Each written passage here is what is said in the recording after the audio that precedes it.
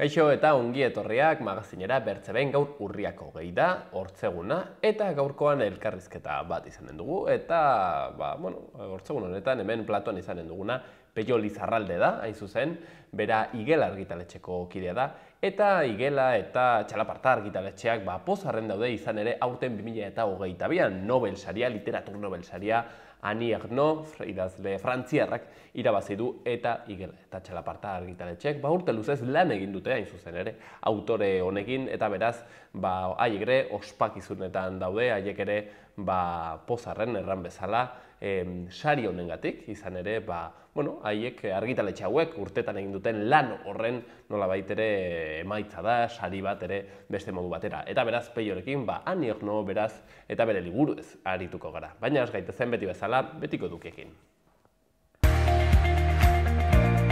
Lehenik eta behin, efemerideak. 1936ko urriaren 20an, Hernanin 22 abertzale espetxetik atera eta fusilatu egin zituzten frankistek. 1976an Maradona futbolean estreinatu zen. 2011ko urriaren 20an etak jarduera armatua behin betiko amaitzea erabaki zuela jakinarazi zuen. Eta 2011ko egun berean hain zuzen ere Muammar al-Kaddafi hil zuten. Ea zer dugun agendan Iruñerrian aste honetan. Gaur hortzeguna Alterregoa kantzerki zirkua 6:30 Labagunean. Eta Euskaraldiaren aurkezpena ere 7:00. Bihar hortzirala 7:00 etxerik txikiena antzerkia Nafarroko antzerki eskolan. Eta 7:00 baitere gure zirkua ikuskizuna Antxoainen. Larunbatean Sanduzelaiko egunaren besta 9:30 aurrera izanen dugu. Ondotik hitzaldi bat emozion eta kognizion tandema 11:00 Zibibox Sanduzelain. Baitere Arrosadian Euskara plazara besta 11:00. Gure zirkuak berriro ere bertze emanaldi bat eginen du 4:30 Antxoainen. Remarket bigarren eskuko arropa salmenta eta truke azoka 11:00 aurrera geltokin egonen da, hor berriro ere.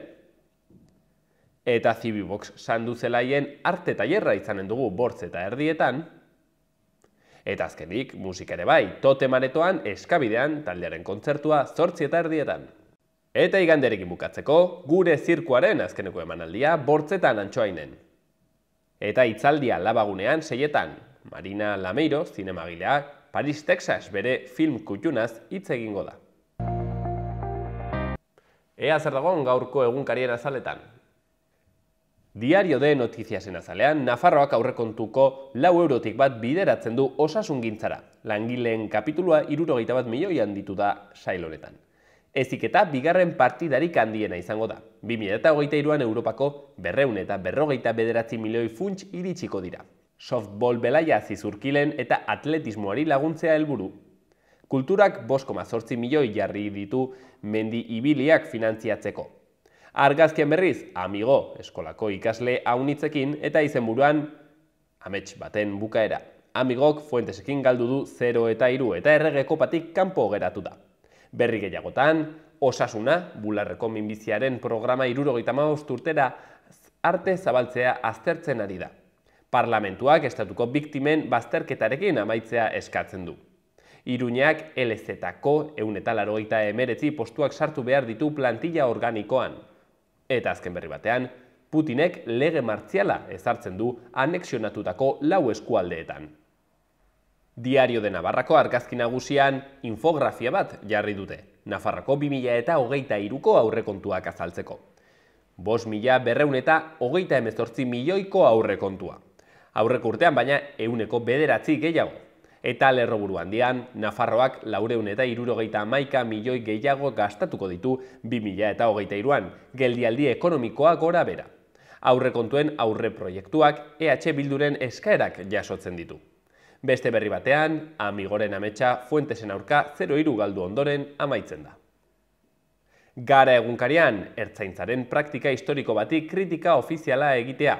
Kontrol batzordeak ikerketa judiziala iristen denean barne espedienteak geldiaraztea eskatzen du eta horrek jokabideak zuzentzea eragozten du.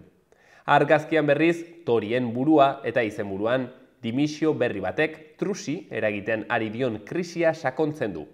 Lerroburu gehiagotan, Nafarroko aurrekontuen aurreproiektua onartu da. Jaione Jauregi presoari babesa Ganteko epaitegiaren aurrean.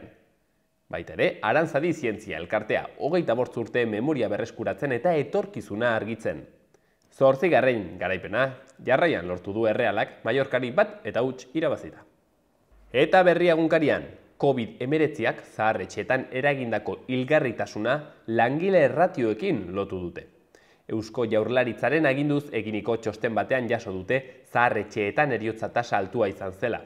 Hilgarritasuna handiagoa izan zen egoiliar bakoitzeko behargin gutxiago zituzten egoitzetan. Bertze berri batean, AEKako kideak atzo Baionan, eta izenburuan urgentzia ekonomikoan dago iparraldeko AEK. Helduen alfabetatze eta euskalduntze koordinakundeak babesa eskatuko die erakunde publikoei. Salatu du instituzioek euskara ikasteko ematen ez dituzten laguntzak langileen soldatekin konpentsatu behar dituztela. Berri gehiagotan, Nafarroko gobernuak onartu du 23 milioi euro gehiago bideratzea gastu publikora. Frantziako gobernuak aurrekontuak bozkatu gabe onartzeko bidea hasi du eta zentsura mozioa aurkeztu diote.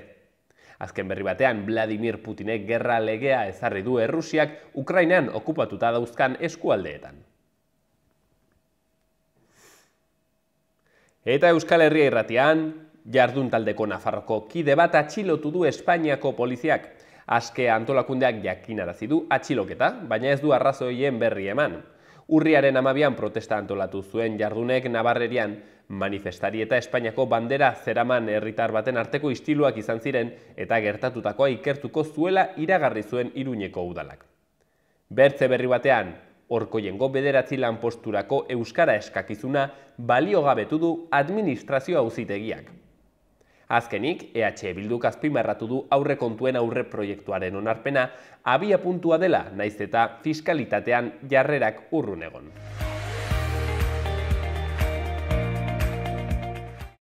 Gaurko eta biharko guraldia.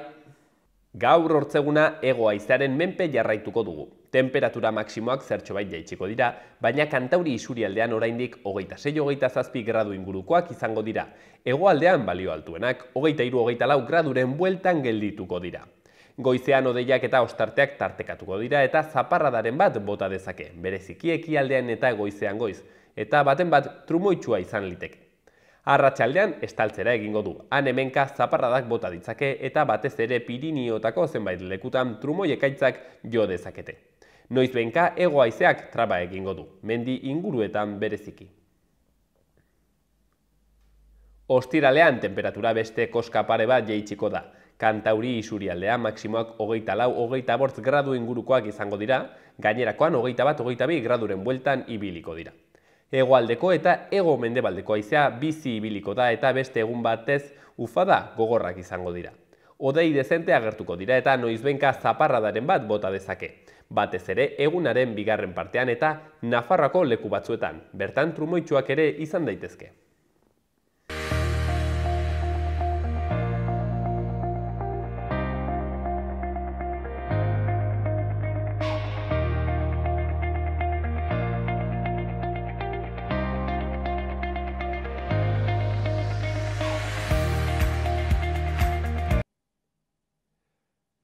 Ani Ernaux 2022ko literatur Nobel saria, eta berarekin elkarrizketa bat izateko, honat ekarri dugu. Ez dugu Ani Ernaux ekarri, baina euskaraz ezakielako, bertzen ez ekarriko genuke. Ez, horren ordez, hain zuzen ere, Pello Lizarralde ekarri dugu idazlea, itzultzailea, eta hain zuzen ere, gizue baia semanitan bazagoen olako sketch bat broma egiten zutena. Jo traje el vino a Euskadi. Hemen antzeko zerbait da, ez? Pello Lizarralde izan da, erraten aldugu, ekarri zuena Ani Ernaux honat Euskal Herrira, eta izuzen ere, zortea dugu, gaurkoan berarekin egoteko, arratsaldeon, Pello. Arratsaldeon. Bueno, konten literatur sari honengatik? Bai, harritutare bai, ez nik asko uste inoiz emango ziotenik honi Nobel saria. Beste batzuek gero esan didate, bazutela itxaropenik, baina nik ez zitzen burutik ere pasatzen gero, kasu handirik ere ez diot egiten Nobel sariari, ez?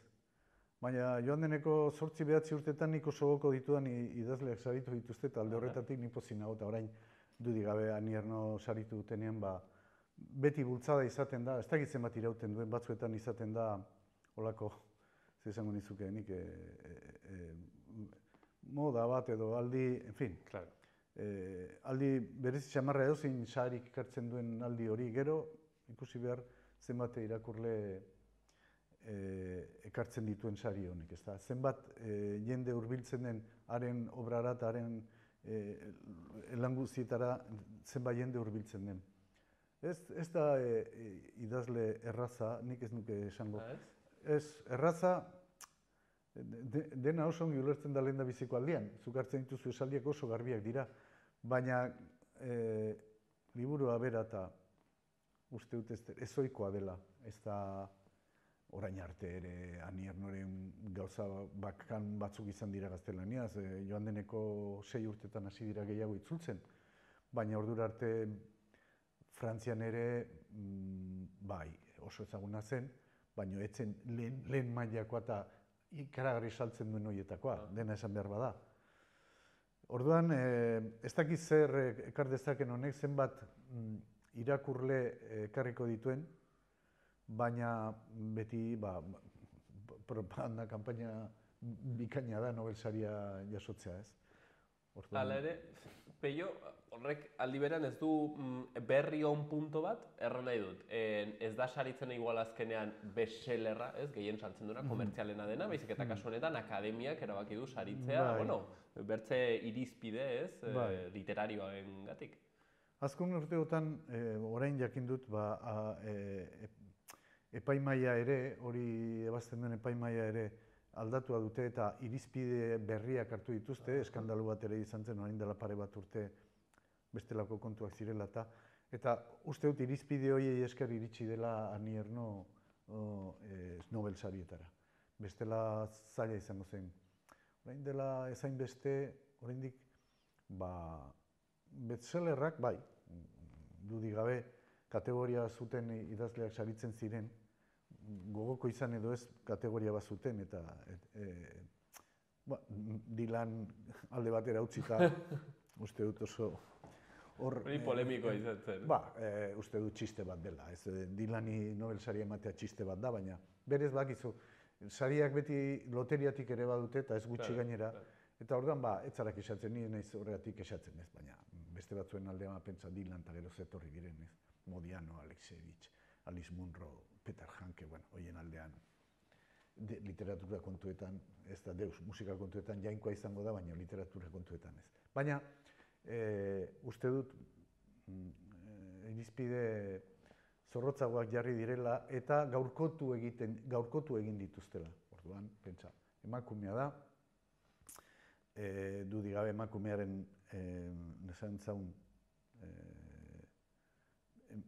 emakumeak nozitu dituen gaitz asko jaso ditu eta emakumeen alde egin du beti gainera ezkertiarra da, gainera beti klase sentimento oso garbi azaldu du bere liburuetan, hori dena hartzen baldin baduzu, ikusten da garbi irizpideak aldatu direla, ez? Eta ez da triste egoteko dudik gabe, Nobel saria jaso izan atzerak Aniernok ez. Ekartzen baldin baditu Euskal Herrian, 50 irakurle ekartzen baditu, ni pozik. Bueno, saio honetatik atertzen den bat, bederen. Peio, aipatu dugu lehenago, justo kamaratik kanpo errandiazu, nolabait ere, zu itzultzaile lanetan ere aritzen zarenez, garai, duela urteak pentsatzen dut, orain kontatuko nauzu, Igela eta Txalaparta argitaletxe errantzeriola, haizu, agian autoronek badu zerbait, agian itzuli beharko da, nola izan zen hori? Ni 80etako urtean bukaeran izan nuen Aniernoren berri, eta ordurako nik irakurri nizkion 3 liburu, 2 ne ustez esentzialak, eta nik ikusten nuen hori itzuli behar zela, niri egiten zitzaidan berezia oso, berria oso, neurri batean. Eta orduan nik lagunak ditut igelakoak, igelan 3-4 liburu ere itzuli ditut, nahiz eta zitzultzaile izan. Eta nik aipatu nizkien 2 izen garai hartan, Amélie Nothomb, frantzesa hura ere, eta Anierno. Eta haiek ez zuten ezagutzen, baina kasu egin zidaten, eta berehala itzuli zituzten, oso tarte txikian 3 liburu itzuli zituzten. Nik uste emakume idazleen artean ere etzela ezaguna, orduan oso arriskua zen, baina nik badakit batzuek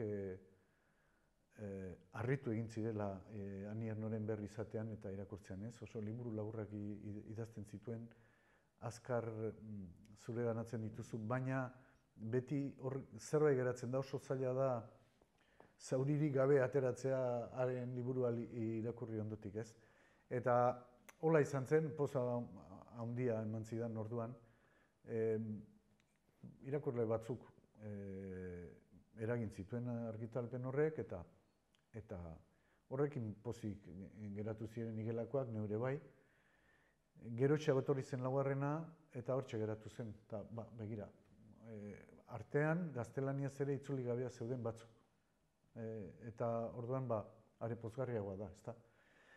Eta horrela etorri zen, begira zenbat urte joan diren, 21 urte joan dira, eta orain Nobel sariarekin Ani Erno nortzen eta euskaraz ere bazegoela jakin dute askok.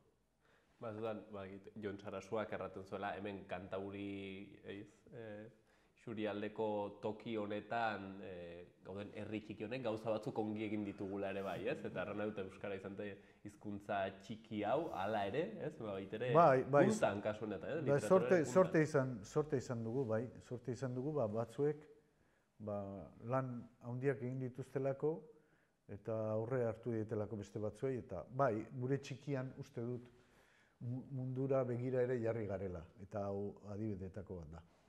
Pello, solastu gaitezen bere literaturaz, ez dakit, zer motatako literatura egiten du, fikzioa, autofikzioa entzun dut nonbaiten, nolakoa da, Ani?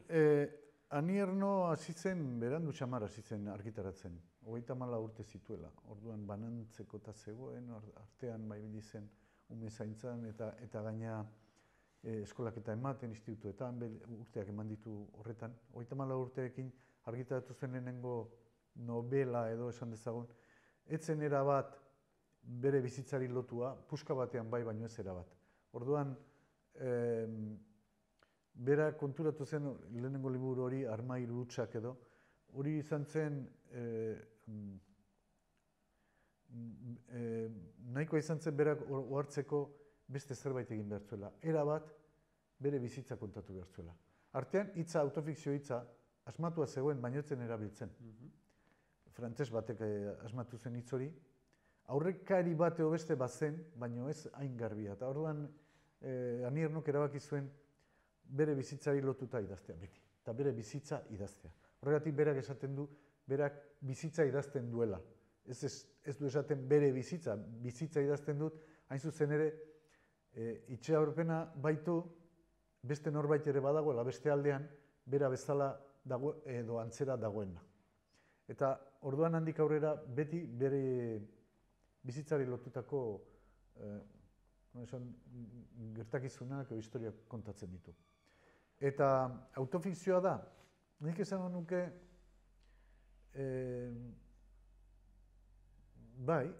neurri batean nahi baduzu baina obra oso bat egitea horrela ezoikoa da.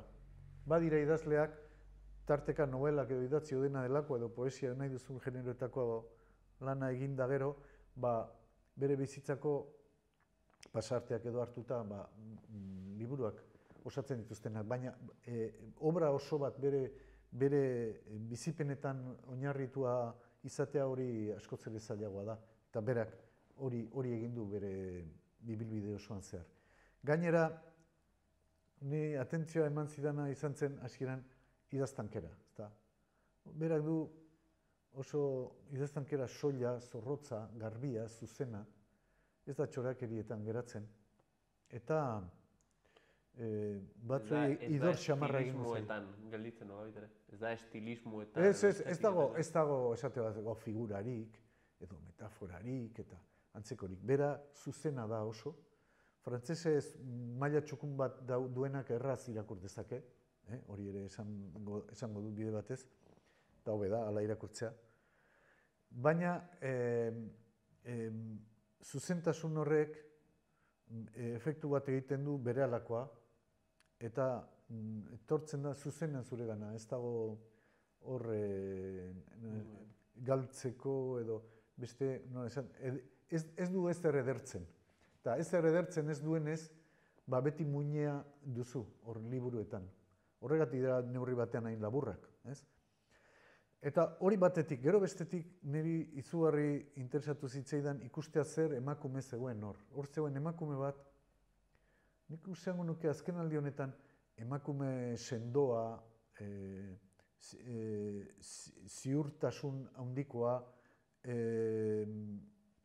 erabakiak azkar hartzen dituena, emakume gogorra eta goraipatzen direla eta askotan hala agertzen dira emakumeak ere bere buruaz idazten dutenean. Baina honi niri ez zait interesatzen ze hemen ez dago ahulgunerik ez duen inor. Jende guztiak du irristatzen da noizbait eta badaki bere bidea ez dela beti zuzena izango eta ahulezia interesatzen zaineri literatura meintzat eta hori agerikoa da bere obran. Esan nahi dut, berak ez du ezer, esan dut, ez du ezer edertzen eta kontatzen du bizi izan duena. Bere inguruko bizi izan duena. Bera txikitan pasazuen lotxa pobre izateagatik. Pasazuen lotxa aberaskumez beteta zegoen ikastetxe erlijioso batean ikasi zuelako. Haien humilazioak eta nozitu behar izan zituen. Berak kontatzen du gizon baten aurrean ere, bera nola desegiten dituen, nola esan, bere printzipio batzu nola erortzen diren tarteka eta nola hartu behar duen berriz indarra bere burua ateratzeko. Berak izan ditu gero oso gertakari ez gozoak, ez da bizipen latzak, abortua kontatuko du. Amaren Alzheimerra, hori guztiak 80 urten hasieran kontatzen zituen jada. Eta kontatzen zituen, lehen esan dut, ezer gehiegi jantzi gabe, soil, eta niri ez zuen egiten aldarrikapenik. Zuk ulertzen zenuen, ez zuen esaten ni feminista naiz, edo ez zuen esaten ni ezkertiarra naiz. Liburuak irakurrita antzematen zen, bizipen horietatik, bat zegoela emakume bat bere buruarekin borrokan eta inguruarekin borrokan. Baina ez zuen aldarrikapenik egiten, aldarrikapenak uste dut utzi behar direla, literatura onak nik uste gaizki hartzen dituela aldarrikapenak. Egin behar dena da bizitzari lotu, bizitza kontatu nik uste, ahalik eta zintzeroena izan hori egiten duzunean, eta txorakeriak utzita egiten baldin baduzu hainbat hobe. Hori guztia egiten du. Moralismoetatik... Bai, erabat aparte. Bertze funtzio bat du literaturak, ez? Esplikatzea barnetik, nola baitere, azaltzea, hau da badena. Zu konbentzitzeko, bestea konbentzitzeko, ezin diozu esan zer egin behar duen. Zuk zalantzetatik idazten ez baduzu, eta berak zalantzetatik idazten du, ez daki beti zer egin behar duen, eta badaki geizki ere egin duela, eta hori guztia, itxura bateko ahulezia hori hau da. Azken batean, gure izaeran, gizakiaren izaeran dagoen hori behar bezala adierazten baduzu, irakurlea aixa konbentzituko duzu, bestela esaten badiozu, zaude pixka batean nik orain esaren dizut, zer pentsatu behar duzun eta nola jokatu behar duzun, orduan gauzak okertu egiten dira. Hori guzti dut zaila dela norbait, harrapatzea eta zure ganatzea.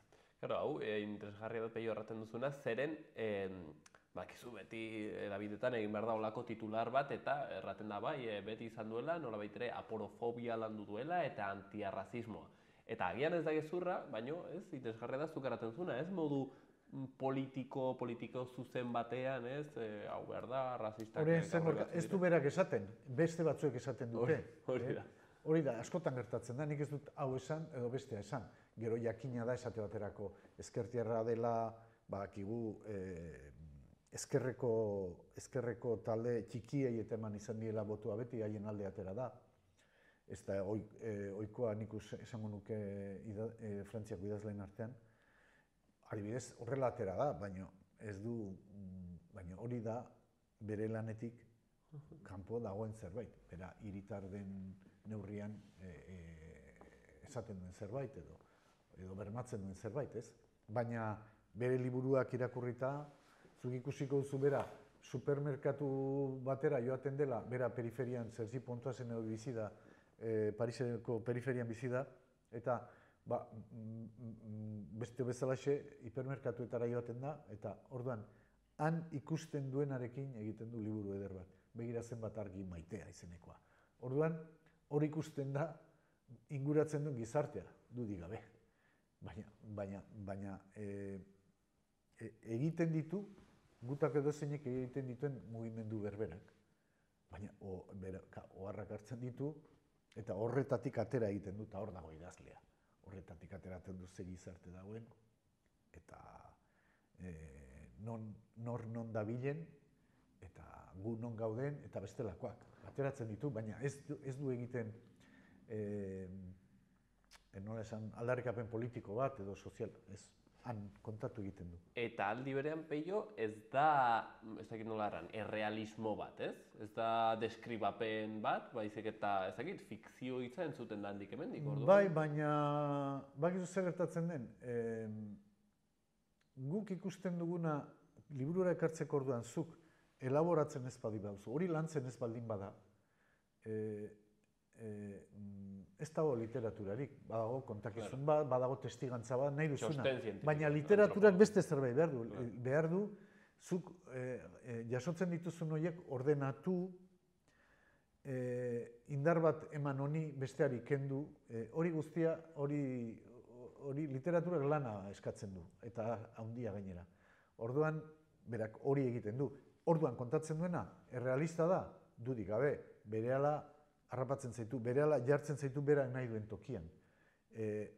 Abortua oraindik legezkoa ez da, eta neska batek bidea bilatu behar du, 18 urte dituela, bilatu behar du bidea abortatzeko non eta Parisen, ezagutzen ez duen toki batean. Han horrek bizi duen etsipena oso ongi transmititzen du, berak eman behar dituen pausoak, egin behar dituen harremanak, iluntasun legezkanpo egoteak ematen duen iluntasun hori guztia ematen digu, transmititzen digu, baina hori errealista da, baina jakin behar da kontatzen, eta horretarako lana egin behar da. Itzen zait aski deigarria, Peio, interesgarria erranduzuna, literaturan ere jakin behar dela zeri eman pixua eta zeri kendu, ez? Eta uste dut hor dagoela gako bat, zeren gainera inbertzi informazio baden garai hauetan, ez da egin, nik uste gakoa dela jakita informazio guztiak ez direla berdinak, ez? Nola baitere, eta akaso deskribapen huts bat da erratea, bai, abortu egiteko joan zen ospitalera eta ikusi zuen eta esan zioten hau. Gauza bat dago oso importantea. Zuk idazten duzunean, dago, idaztea erabaki duzun hori, eta ez idaztea erabaki duzuna. Zuk oso importantea da zer isiltzen duzun. Irakurlea azkarra da, argia da, eta berak atera behar ditu denak. Atera behar du, bere liburua egin behar du. Eta idazleak bidea eman behar dio, aurrez pentsatuz, irakurlea persona argia da, eta aterako du, hau idazten baldin badut. Ezin diot, dena kontatu are gutxiago ondorioak edo ezin dizkiot eman, berak atera beharko ditu. Orduan, berriz diot, zer idazten den eta zer isiltzen den. Horregatik, hor dago lana, literaturaren lana hortxe dago. Zuk ezin duzu dena eman, orduan ez baitago libururik. Orduan aspertu egiten zara. Gauza bada, kontakizun bat egitea, nahi hau gertatu zitzen, behira 17 urte nituela abortatzera joan behar izan nuen, zer izkin pasatu nuen, eta hori izan unkigarria, lagun batek kontatua, eta berehala haren tokian jartzen zara, eta saiatzen zara antzematen zer sentitu zuen une hartan, nahi duzuna. Baina idazten duzunean, hori indarra izango badu, bestela kontatu behar da. Ezin duzu dena kontatu, eta orduan, agian orduan hori sobra da, eta zuk zehatza, zorrotza argia soila izan behar duzu. Hain zuzen ere, iduritzen zait dela entxeguaren, ez? Nolabide, saiakeraren, eta igual txosten baten kontrakoa, ez? Justo, saiakera batek saiatu behar du dena erraten, ez? Hau guztia saiatzen hildo kritika guztiak pixket flankeatzen eta erantzune ematen, eta literaturan ez. Literaturan bertsolaritzan bezala onditzetan da isilunea, ez? Hori importantea. ezinbestekoa da. Galeano, kabez, erraten zuen, ez? Lapitzaren beste aldearekin idatzi behar dela, hau da, borragomarekin, nolabait, ere? Bai, hori hortan ez da zalantzarik ere, zuk zuri gertatu zaizun zerbaitekin idatzitzak ezu ehun orrialde eta gero ohartu erdiarekin edo laurdenarekin nahikoa dela. Eta utzi izan bazenu ehun orrialdeko hori, agian irakurlea etorriko litzateke, iritsiko litzateke 50garrenera edo 50garrenera. Gainerako guztia sobran dagoelako, errepikakorra delako, ez duelako zuk hartu duzun bideo hori zuzen egiten, eten handiak daudelako, erretorika dagoelako, hori da beste arazoetako bat, ezta? Askotan errepikatu diren gauzak berriz esatea. Zeuk zeure modua bilatu behar duzu, zeure bidea bilatu behar duzu, hortan Erno asmatu zuen, eta oso ausarta izan zen. Erno oso ausarta izan zen. Garai hartan, horretaz idaztea eta horrela idaztea zen suizida xamarra. Dudarik gabe izan ditu, 80ko urtetan izan zituen bisari, bat garrantzitsua, baina etzen punta-puntako idazle bat, zergatik, puntako idazleek beste bideo bat egiten zutelako, askoz ere komerzialago egiten zutelako. Fikzio hutsak beti izan du arrakasta handiagoa. Azken aldi honetan autofikzio askotan aipatzen bada ere, nik uste oraindik fikzio hutsak gaine hartzen diola autofikzioari. Peio, erraten genuen, batzutan, jakin behar dela ez, zer kendu ez egizea, igual egun orrialdeko egiten baduzu relato bat, 50garrena aspertzen dela, baina aldi berean, ez, literatur zaleenak diren haunditzek, maite dituzte hain zuzen ere, ez, liburu potxolo horiek, nire aita, oso literatur zalea da, eta ematen duzu liburu motz bat, deskonfiatzen du, berak nahi ditu liburu potoloak.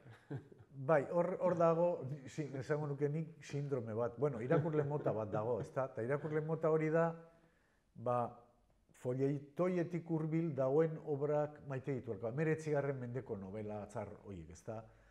Eta hori zilegi da, dudik gabe, inork ez du eztabaidatuko, hor literatura oso ona dago eta oso txarra dago, beste gauza guztietan bezala, ezta? Baina berez, liburu baten luzerak ez dakar kalitatea. Ekar lezake, baina ez beti, orduan gauza guzti bezala. Laburrek abantaila hori dute, ez da, aspertzeko ere ez dizute zera tarte handirik ematen, ez? Erraten dute Peio orain, ez? Liburuak gero eta txikiagoak ateratzen dira, gero eta laburragoak. Ez dakit, behar bada bai, baina hori ez da txarra, ez nik uste orain 300 orrialdeko, nagusitzen dira 300 orrialdeko novelak eta laburragoak ere bai, luzeagoak ere bai. Gero, harrigarri xamarra da, askotan luzeenek dutela liburu salduenen zerrendan, goi-goian egoten direla horiek, ez? Harrigarria da, baina oso badago jende, oso zalea asko, liburu asko irensten dituena, ez da? Irentzi. Nik nahiago du laburra izatea eta nik liburuak harrituta uztea, hori nahiago dut, ez da? Baina horretarako ongi konzentratu behar dira gauzak. Gainerakoan, liburu luze, 19. mendeko liburu klasiko horietan, batzuk esaten dite zaborretako orrialdeak, ez da? Zuk egin izan ditzakezu horri batzuk, horiek kenduta ere, novela berdin xamar... Aitari haitu diot orrialde batzuk aurreratzen ditu. Begira, hoxe da, hori da literatura niri interesatzen ez zaidana. Nik maite ditut hitz guztiak asko neurtu dituen idazlearenak, eta uste dut... Lemo just uste dut erraten zora fuertek, ez? Bai. Bilatu behar da beti, eta ez da hurrengora pasa behar hori idatzi bilatu aurkitu aurretik. Eta gainera, uste dut, zuk beste zerbait nahi baldin baduzu, hau da, mainstreametik edo erdiko bidetiko gehien saldu denetik aparte bazabiltza, zuk beste gauza batzu nahi dituzu. Eta nahi duzu lemojuist hori, ez? Izan ere, zuk, nola esango nuke, zuk adibidez novela poliziako bat irakurtzen duzunean, zuk jakin nahi duzu nola bukatzen den. Eta bitartekoa, bai, importantea da, tensio puntuak eta markatu egiten dira, baina dena ez da oso garrantzitsua. Dena ez da oso garrantzitsua. Aldiz, beste obraotan, esaldi guztiek dute garrantzia. Eta batzuetan, gaizki bukatzen bada, hau da, ez dakit hiltzailea, ez dakit zer, jendea oso defraudatu ateratzen da liburutatik, ez da. Orduan, garrantzizkoena da, tensioa, trama, nahi duzuna, baina ez liburuaren esentzia, ez. Denbora pasatik badu, eta hori ongi dago, literatura mota bat da, batzuk oso merkeak dira, beste batzuk kalitate handikoak, baina hor, nik uste entretenitzea dela helburuetako bat, eta entretenitzea denez, morrontza batzuk badaude, eta galera batzuk ebai, eta hor, ongi dago ez dakit tarte batzuk pasatzeko, baina bestelakoa nahi baldin baduzu, hor luzea laburra, ikusi behar zer munta duen hartzen duzunak ez. Peio, Ani Ernoren liburu pare bat komentatzen aldizkiguzun. Beira, euskaraz dauden bi niretzat esentzialak dira lekua bat eta gero gertakizuna. Oie biak iritzaizkit esentzialak direla liburu horiek. Erakusten dute ederki Ani Ernoren mundua, zein den muina, zein den bi liburu horiek ederki. Gero euskaraz pasio hutsa dago eta gero begiratzen bat argi maitea, baina nik uste dut bi liburu horiek irakurrita beste batzuk bilatuko dituzula. Zoritxarrez 4 horiek ditu euskaraz dago gehiago. Gaztelaniaz argitaletxe txiki eta garesti batek, hartu ditu eskubide guztiak. Horrek erakusten du, inork ez zuela espero horrelakorik. Argitaletxe txiki horrek Nobel sariari esker sekulako negozioa egingo du, ni poztuko naiz. Eta horrek ia obra osoa gaztelaniara eraman du. Baina ikusiko du zenbat irauten duen holde honek. Peio Lizarralde autorerekin dago orain zerbait irakurtzen bereziki? Begira, aipatuko dizut, orain ari naiz euskaraz ez dut oraindik bukatu, nire Ibarzabalen Bar Gloria irakurtzen, eta gero Ani Ernok gaztetan oso maitea zuen emakume baten novela bat, frantsesez da Elisa la Brevi, eta gaztelaniaz da Elisa o la vida de verdad. Egilea Bordelen jaioa, eta izena du Claire Etxereli, hori biekin oso pozikari naiz. Bueno, hortxen, Peio erraten genuen bezala, behintzat, boom honek edo sortzen dituen, erraten zenuen bezala, 50 bat irakurle edo ekartzen baditu. Horrekin aski. Aurreko egunean esaten zidaten, prentsan agertu zen, Gipuzkoan agortu zirela Ernoren liburu guztiak. Niri barregarria egitu zitzaidan egongo ziren 50, ez gehiago. Baina bakizu badirudi, orain zu batean ari direla dena begiak. Horrek gezur txiki horiek. Behar ditugu, Peio, behar ditugu. Kazetariak ere bizi beharra. Bai. Alba da gezurrik esan gabe, alba da. Peio Lizarralde, mila esker handitz, demora honengatik.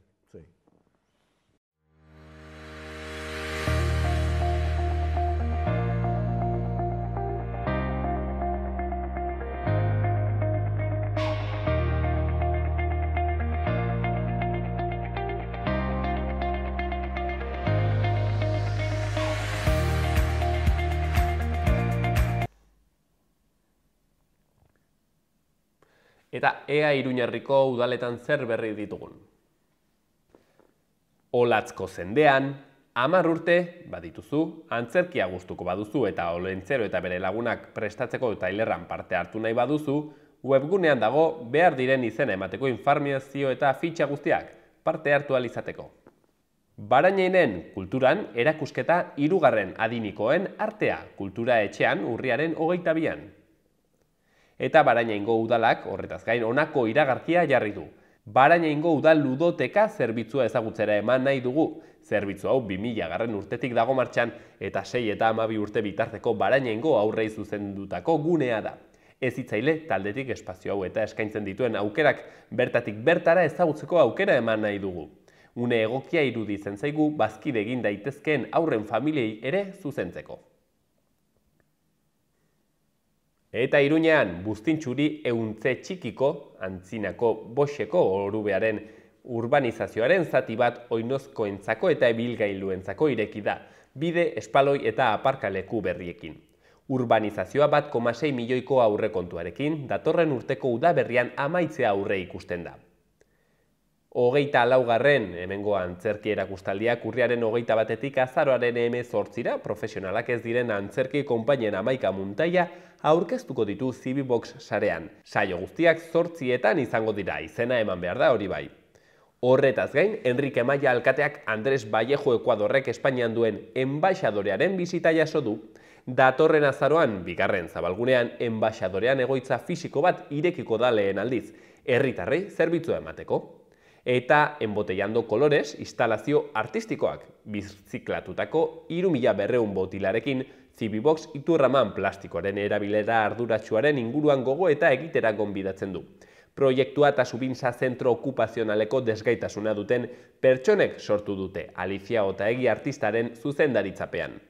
Eta Iruñeko udalak sari bat jaso du ikastetxeei zuzendutako iraunkortasuneko hezkuntza programagatik. Iraunkortasuneko zinegotzi ordezkariak Sustainability Day 22 foroan jaso du saria, sektoreko 600 zuzendari eta profesionalekin.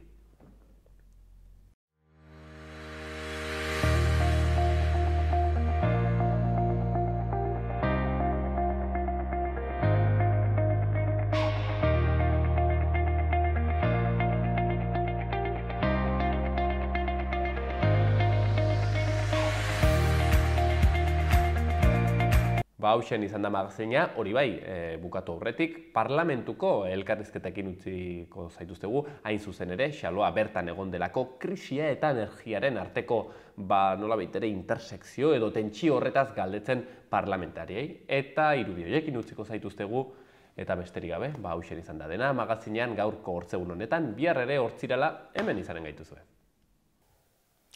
Bueno, ala diote botere faktiko direnek, Macronek, Espainia, Frantzia, barkatu. Az gaitezke berri, gero ez dut inoiz mozten, Bueno, ala dirudi, santzu guztien arabera, adierazle guztien arabera, eta gero hainbat agintari, hainbat botere faktikotako arduradunen hitzak entzun da, Macronek berak Frantziar estatuko presidenteak uda honen amaieran esan zuen, aberastasunaren aroa amaitua dagoela. Ikuspegi horretatik, bai energiaren prezioa, gasaren prezioak, Ukrainiako gerrak ekarri dituen ondorioak eta erosketa saskiaren eta oinarrizko produktuen garestitzeak, hipotekekin gertatzen ari dena eta tipoen igoerak ekarriko duena, adierazle larriak dira, kezkagarriak dira, eta momentu honetan dagoeneko hainbat familiak, hainbat personak, hainbat enpresak, bereziki egoera zaurgarrian daudenek ondorioak ikusten hasiak dira. Eta hainbat arlotan, tamalez, ematen du udazken eta neguan energiaren afera dela eta, nagusiki, horrek jarraituko duela egoera okerrera gotzen. Bai, krisi ez dator, krisi sakon batean, sakon ez dakitzakon esan daiteken edo ez, baina krisi batean murgilduta gaudela, bai, aspalditik gainera ez da berria, Gogoratu behar dugu orain dela 2 urte bazela pandemia, eta horrekin batera izugarrizko beherakada etorri zen arlo guztietan, soziala, ekonomikoa, horniduren falta ikaragarri izan zen, eta argi geratu zen. Gero apurka-apurka hazkundea hasi zen, baina gero beranduago etorri ziren berriro argindarraren, elektrizitatearen eta energiaren garestitzea, horrekin batera erregaiaren ere bai, horrekin batera ondorio gisa etorri zen inflazioa eta horretan jarraitzen dugu. Horrexegatik esan dezakegu ez dela etorriko, krisia ez dela etorriko, baizik eta murgilduta gaudela. Zalantza barik udazkena eta neguak gogorra izango dira, hain zuzen ere prezio horiengatik, bereziki gasa eta elektrizitatea oso garestia dira, prezio eta altuagoak dira, eta jende asko galdetzen dio bere buruari ea gai izango diren faktura horiek ordaintzeko, edo haien konsumoetan murrizketak egin beharko duten. Hori da, une honetan jende asko galdetzen dio bere buruari. Gauden egoeraren izan da, hori da galdera. Zoritxarrez noski. Atzeraldia hori beste gauza bat da.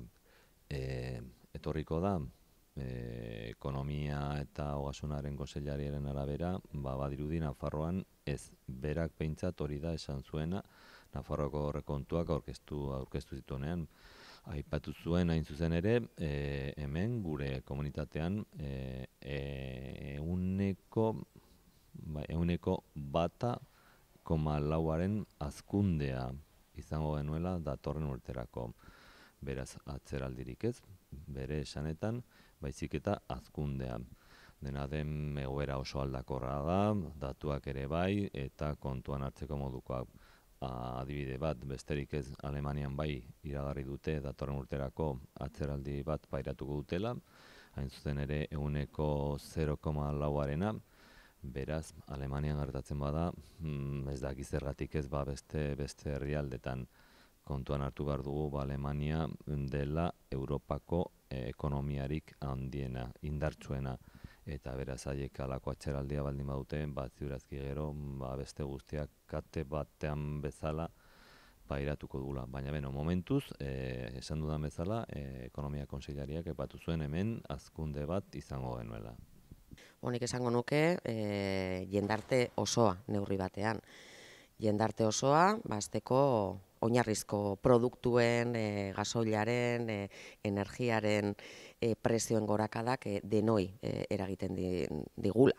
Edozein kasutan sektore batzuk eta egoera zaurgarriagoan daudenak, egoera okerragotik abiatzen direnak izango dira kaltetuenak, zalantzari gabe, superbibentziarako edo oinarrizko beharrak asetzeko aldez aurretik zailtasunak zituzten hainbatek eta hainbatek momentu honetan ezingo diote aurre egin, eta honezkero badira, argindarraren faktura ordaintzeko nekez horretara iristen direnak, ari dira esaten elikagaien bankuetan gero eta jende gehiago ari dela joaten, azken batean supermerkatu batera joateko edo erosketa egiteko zailtasunak ere areagotu direlako. Eta horrekin batera, enpresa txiki eta ertainak, kapital handirik ez daukatenak, langile gutxi dauzkatenak, egia da, denoi etxean argindarraren faktura bikoiztu, hirukoiztu baldin bazaigu, negozio txikietan eta enpresa txikietan hori ere sumatzen hasiak dira. Eta beraz, gastu korronteari aurre egiteko, benetako zailtasunak izango dituzte. Edozein kasutan, guke planteatzen duguna da, horrek ez duela zertan izan, hau da dagoena eta listo. Egoera honetara iritsi gara, erabaki politiko batzuen ondorioz. Ukrainako gerrak luze jotzen baldin badu, ez da fenomeno meteorologiko bat, hori erabaki politiko batzuen ondorio da. Eta hor Europako estaduek hartutako erabakiek ekarri gaituzte honaino. Ukrainiako gerra termino diplomatikoetan eta konponbide bila aritzen aritu beharrean, ari dira, eskalada militarrean gora eta gora egiten, eta hori Europako Batasunetik bertatik eta Estatu Batuetatik ari dira bultzatzen. Beraz, nik uste egoera honek ere badituela arduradunak eta horiek mahai gainean jarri behar dira. Konponbide estrukturalak etorriko direlako ez partxea jartzetik edo ez egoera honi erantzun konjunturalak ematetik, baizik eta Ukrainiako gerra baldin bada inflazioa goratzen ari dena, hainbat produktoren eta lehengaien garestitzea ekartzen ari dena, estatuak dira, pentsatu behar dutenak, gerra hau nori komeni zaion, eta jendea da kaltetzen aritzen ari direna. Nik enuke aipatuko sektore bat. Nik uste dut sektore guztiak pairatzen ari dela krisi hau, autonomoak, enpresa txiki eta ertainak, haien langileak, noski, zer esan jubiletoi buruz edo langabezian daudenei buruz, baina industria handiak ere bai,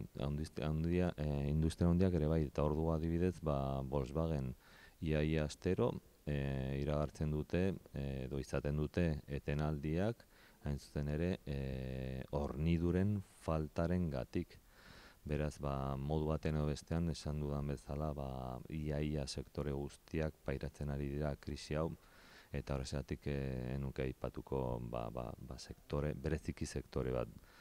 Nafarroa oso komunitate txiki bat da, eta sektore guztien artean ia katebegi bat osatzen dugu, eta horrezatik sektore guztiak modu ezberdinetan noski, baina sektore guztiak paraitzen ari dira krisi hau. Krisi ekonomiko guztietan bezalase, lehenik eta behin neurri aringarriak hartzea eta urgenteak hartzea ezinbestekoa da. Bai energiaren prezioari aurre egiteko, ongizate energetikoa bermatzeko, ez dadin egon inor etxe batean berogailua jartzeko ezintasunean ari dena. Neurri aringarriak era berean, bezaren jaitsiera, ari dira gauza batzuk egiten, bai Estatuan eta bai Nafarroan ere, aurrekontu partida edo hildo jakin batzuk jorratzen ari dira, enpresa txikiei laguntzeko edo familiei laguntzeko, baina edozein kasutan konponbidea ez da etorriko soilik konjunturalki hartzen diren neurrietan, baizik eta neurri estrukturalak dira ezinbestekoak. Krisi honi eta benetan jendarteak dituen arazo estrukturalei aurre egiteko. Guk Euskal Herria Bilduk mahai gainean jarri du, ongizate hitzarmena deitu dugun proposamen integral bat, Euskal Herri mailan jorratu nahi dugun hainbat eragile politiko eta sozialekin, eta horrek azken batean planteatzen duena da bi ardatzetan lan egin behar dela. Herri hontan sortzen den ondasuna modu justuagoan banatu behar dela, eta horrek lotura dauka nola jasotzen ditugun zergak, nondik datozen gure diru sarrerak, eta nondik atera behar den. Hain zuzen, diru gehien eta kapital gehien metatzen dituzten enpresa handi eta errentetatik atera behar duela. Eta bestaldetik neurri estrukturalak bezen jaitsieratik harago joan behar dutenak. Eta horrek lotuta egon behar du, zalantzari gabe, interbentzio publikoarekin. Energiaren prezioa jaisteko horrek ez du balio beza jaistearekin. Badira, ongizate komunarekin espekulatzen ari diren enpresa handiak. Eta hoiei legez ezarri bazaizkie mugak. Gauza bera merkatu inmobiliarioarekin. Hipotekak eta interes tipoak handitu egingo dira, datozen hilabetetan jarraituko du joera honek, inflazioari aurre egiteko neurri gisa planteatzen dutelako. Baina horrek muga bat behar du, eta muga hori legez jarri behar da.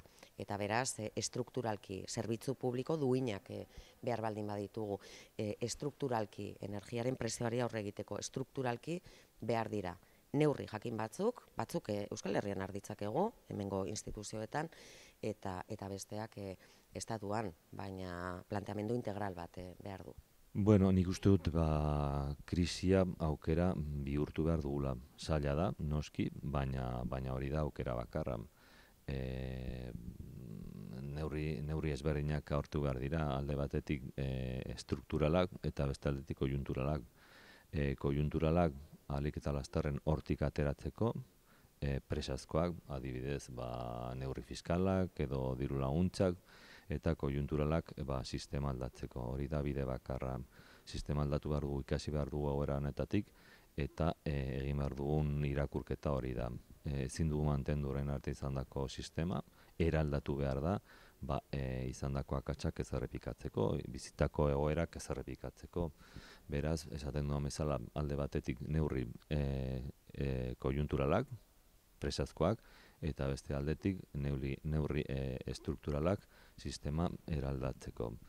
Eta hien artean adibide bat jarri daiteke, adibidez energia izugarrizko garrantzia izaten ari da krisi honetan, eta zer egin behar dugu, energia fosilikiko dugun menpekotasunarekin apurtu behar dugu argi eta garbi energia berriztagarriak bultzatzeko. Ahalik eta lasterren gainera. Haiek dira garbienak eta merkeenak, eta horrexegatik hain zuzen ere, horiek dira erabili behar ditugunak hemendik aurrera. Bukatu orain arte erabilitugunak berriak abian jartzeko. Arrazoi ezberdinengatik, adibidez hori esan dudan bezala, garbienak eta merkeenak dira, beraz, arrazoi nahikoa horiekin erabiltzeko eta besteekin bukatzeko. Bueno, datorren larun batean, Tuteran, badaukagu euskaltzale guztiok, badaukagu hitzordu garrantzitsua, hor dago dinamikak antolatu duen manifestazioan parte hartzeko.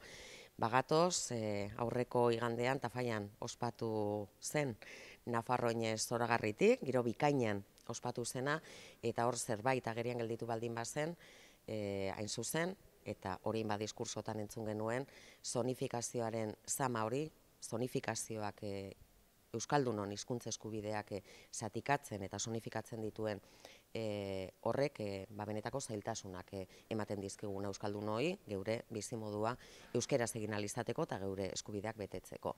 Eta Tafallan ikusi genuen bultzada euskaltzale hori, ikusi genuen grina hori eta gogo hori geure hizkuntza defendatzeko eta zailtasun guztien aurretik Tafallako ikastolak bezala. Urte luzez hor egotean gauza bera. Ikusiko dugu, ziur nago, Tuteran datorren larun batean. Eta zailtasun guztien gainetik, Nafarroan euskarak ofiziala izan behar duela Nafarroa osoan. Eta hori da milaka eta milaka euskaltzalek aldarrikatuko duguna, eta batzuek, nahi ez duten horiek, ikusi nahi ez duten horiek, ikusi eta entzun egingo dute. Bai, honekin lotuta, datorren osteguneko osoko bilkurarako planteatu dugu gero baitik gobernutik aholkularitza energetiko zerbitzua abian jartzeko. Aipatu da bezala, prezio gero eta garestiagoa dira, fakturak bakarrik ulertzeko gero eta zailagoa da. Zuk hartzen baduzu faktura bat berentzait argindarrarena edo gasarena, benetan galimatiaz bat da, horiek irakurtzea, horiek ulertzea, eta horrexegatik nik uste dut jendeak behar du laguntza alde batetik bakarrik ulertzeko, eta gero beste motako bideak hartzeko, adibidez zuk enpresaz aldatu nahi baldin baduzu, zurazki laguntza beharko duzu. Alde batetik jakiteko nondik nora jo, ze motako aldaketak egin, ze motako pausoak eman, horretarako hori eskatzen dugu halako zerbitzu berri bat abian jartzeko Nafarroko gobernutik noski, eta horretarako giza eta ekonomiko baliabideak jartzen.